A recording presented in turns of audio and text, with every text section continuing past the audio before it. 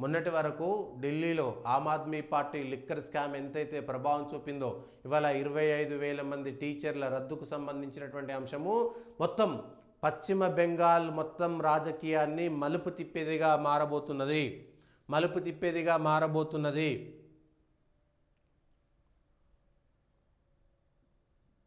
నియామక ప్రక్రియలో విశ్వసనీయత చట్టబద్ధత లోపించాయని ఈ ప్రక్రియ మొత్తం కలుషితం అయిపోయిందని ఆక్షేపించింది. హైకోర్టు తీర్పులో జోక్యం చేసుకోవాల్సిన కారణం ఏమీ తమకు కనిపించడం లేదని, మోసపూరితంగా నియామకాలు పొందిన అభ్యర్థులు ఏళ్ల తరబడి పొందిన జీతాలను వెనక్కి ఇవ్వాల్సిన అవసరం లేదని, అయితే వారి నియామకాలు రద్దు చేస్తున్నామని ధర్మాసనం తేల్చెప్పింది. హైకోర్టు తీర్పును సుప్రీంకోర్టులో సవాల్ చేసిన మమతా బెనర్జీ ప్రభుత్వం కళంకిత అభ్యర్థులు, కళంకితం కాని అభ్యర్థులను వేరువేరుగా చూడాలని కోరగా, నియామక ప్రక్రియ ప్రతి దశలోనూ మభ్యపెట్టే కప్పిపుచ్చే చర్యలున్నందున ఎవరు కళంకితులు ఎవరు కాదో నిర్ధారించడం కష్టంగా మారిందని ధర్మాసనం వ్యాఖ్యానించింది. 2016లో నిర్వహించిన రాష్ట్ర స్థాయి ఎంపికకు 23 లక్షల మందికి పైగా అభ్యర్థులు హాజరయ్యారు. మొత్తం ఖాళీలు 24,600 కాగా 25,000 మందికి 753 మందికి నియామక పత్రాలు జారీ చేశారు. దీంతో అక్రమ నియామకాల కోసమే అదనంగా సూపర్ న్యూమరిక్ పోస్టులను సృష్టించారనే ఆరోపణలు వెల్లువెత్తాయి.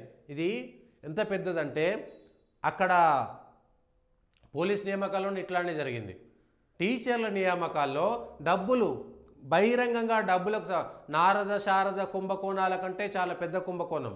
చదువులు చెప్పాల్సినటువంటి టీచర్ల దగ్గర డబ్బులు తీసుకొని టీచర్లు వివిధ మొత్తం ఎవరైతే సిబ్బంది ఉంటారో వాళ్ళందరి నియామకాలు ప్రతి దశలోనూ వాళ్ళకు అనుకూలంగా ఉండేటువంటి వాళ్ళు, తృణమూల్ కాంగ్రెస్ కార్యకర్తల కుటుంబాలకు సంబంధించినటువంటి వాళ్ళని చదువు వచ్చినా రాకపోయినా ఏం చేసినా ఎంట్రన్స్ టెస్ట్లో పాస్ అయినా ఫెయిల్ అయినా వాళ్ళ మనుషులని డబ్బులు తీసుకొని ఇష్టానుసారంగా నియామకాలు చేసినటువంటి ప్రభుత్వం ఏదైనా ఉందంటే అది తృణమూల్ ప్రభుత్వం. దేశంలో ప్రభుత్వం యొక్క నిర్వహణ మొత్తం ఎగతాళిగా మారిపోతుంది. ఏ రాష్ట్రంలో చూసినా, ఏ పార్టీ చూసినా, ఏ ప్రభుత్వం చూసినా దిగజారిపోతున్నటువంటి విలువలే కనబడుతున్నాయి. ఇవాళ పశ్చిమ బెంగాల్లో మొట్టమొదటి నుంచి ఇదే. అక్కడ ఈ అప్పీజ్మెంట్ పాలిటిక్స్ అయితే ఇక ఆ పరాకాష్ఠకు చేరుకున్నాయి.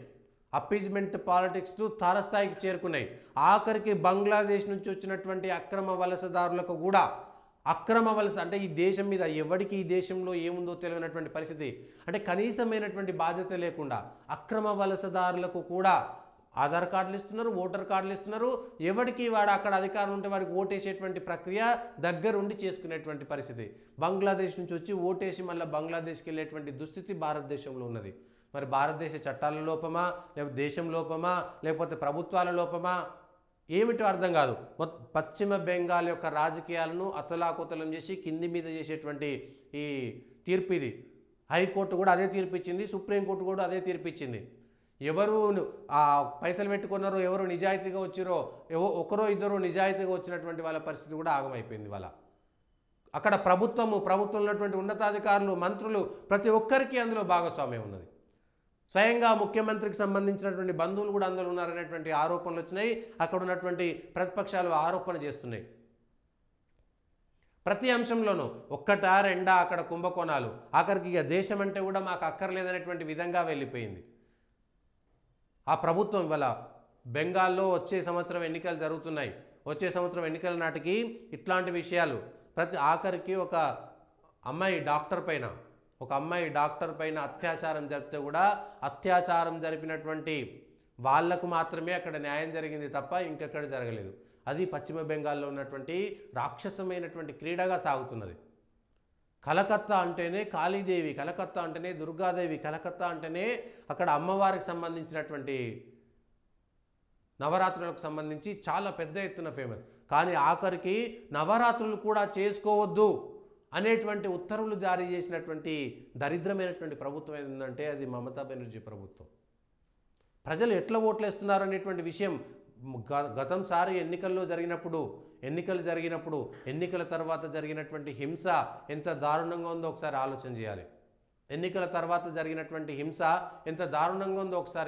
చేయాలి. క్రితం జరిగినటువంటి ఎన్నికల్లో ఎవరెవరైతే తృణమూల్ కాంగ్రెస్కు ఓటేయలేదో వాళ్ళందరినీ గుర్తుపట్టి అత్యాచారాలు చేసి, హత్యలు చేసి, దోపిడీలు చేసినటువంటి ప్రభుత్వం మమతా బెనర్జీ ప్రభుత్వం. ఇవాళ ఆఖరికి టీచర్ల నియామకాల్లో కూడా సుప్రీంకోర్టు ద్వారా ఆఖరికి ముట్టికాయలు వేసుకొని ఎక్కడ దేశంలో ఇన్ని నియామకాలను రద్దు చేసినటువంటి చరిత్ర ఉండకపోవచ్చు. ఏకబిగిన 25,753 మంది టీచర్లు, స్కూళ్ళకు సంబంధించినటువంటి సిబ్బందిని మొత్తం వాళ్ళ నియామకాలను రద్దు చేసింది. 2016 నుంచి, అంటే 9 ఏళ్ళ జీతం పోతే పోయింది, పర్వాలేదు, అందులో ఎవడు మంచోడో ఎవడు చెడ్డోడో గుర్తుపట్టలేము. పాపం కొంతమంది 5-6%, 10% నిజాయితీగా వచ్చినటువంటి వాళ్ళు ఏడుస్తున్నారు మీ ప్రభుత్వం చేయబట్టి. ఇంత దారుణమైనటువంటి ప్రభుత్వాలు దేశంలో ఉన్నాయి. ప్రజలారా ఆలోచించాలి, ఏంది అసలు మనం ఎవరికి ఓట్లేస్తున్నాం? ప్రజలే మారాలి. ప్రజలు రాజకీయమైనటువంటి దృక్పథంతో కాకుండా సామాజికమైనటువంటి సమాజ దృక్పథంలోకి రాకపోతే ఇట్లాంటి విషబీజాలే వస్తుంటాయి. వాళ్ళ రాజకీయ అవసరాల కోసం ఏదైనా చేస్తారు. దేశం అనేటువంటి భావన అక్కర్లేదు. ఈ దేశం ప్రథమం, ఈ దేశం యొక్క కాపాడుకోవాల్సినటువంటి అవసరం ఉన్నది, సమాజాన్ని కాపాడుకోవాల్సినటువంటి అవసరం ఉన్నది. మన చరిత్ర, మన సంస్కృతి, మన సాంప్రదాయాలని, భారతదేశం యొక్క ఔన్నత్యాన్ని కాపాడుకోవాల్సినటువంటి ప్రజలు ఇవాళ వాళ్ళు కూడా లాలూచికి అలవాటు పడే విధంగా రాజకీయ పార్టీలు చేసినాయి. మమతా బెనర్జీకి చాలా పెద్ద దెబ్బ. 2026లో ఒక్కటి కాదు, మీకు గత 3 టర్మ్లలో వచ్చినటువంటి వ్యతిరేకత ఇప్పుడు బెదిరించేటువంటి పరిస్థితి ఉండకపోవచ్చుగా. ఒక్కసారిగా మొత్తం కేంద్ర బలగాలు పెట్టేసి రాష్ట్రంలో ఉన్నటువంటి మొత్తం అధికారులు ఎవరైతే ఎన్నికలు నిర్వహిస్తారో వాళ్ళందరిపైన కేంద్ర ప్రభుత్వం యొక్క నిఘా ఉండి ఎన్నికలు కనుక స్వచ్ఛందంగా చాలా నీట్గా జరిగితే కనుక మమతా బెనర్జీ ఓడిపోవడం ఖాయం. దాంతో ఇష్టానుసారంగా వ్యవహరించేటువంటి పరిస్థితి వచ్చింది.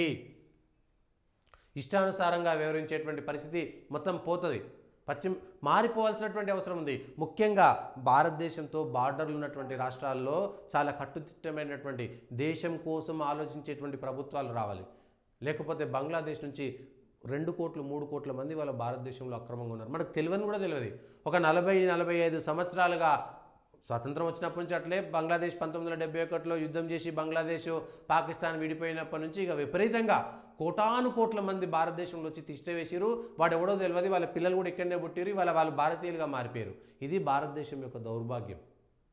దేశం విడిపోయిన తర్వాత, స్వతంత్రం వచ్చిన తర్వాత పాకిస్తాన్, బంగ్లాదేశ్ యొక్క బార్డర్లని, భూటాను, నేపాల్ యొక్క బార్డర్లని మనం ఎందుకు పటిష్టపరచుకోలేకపోయినాం?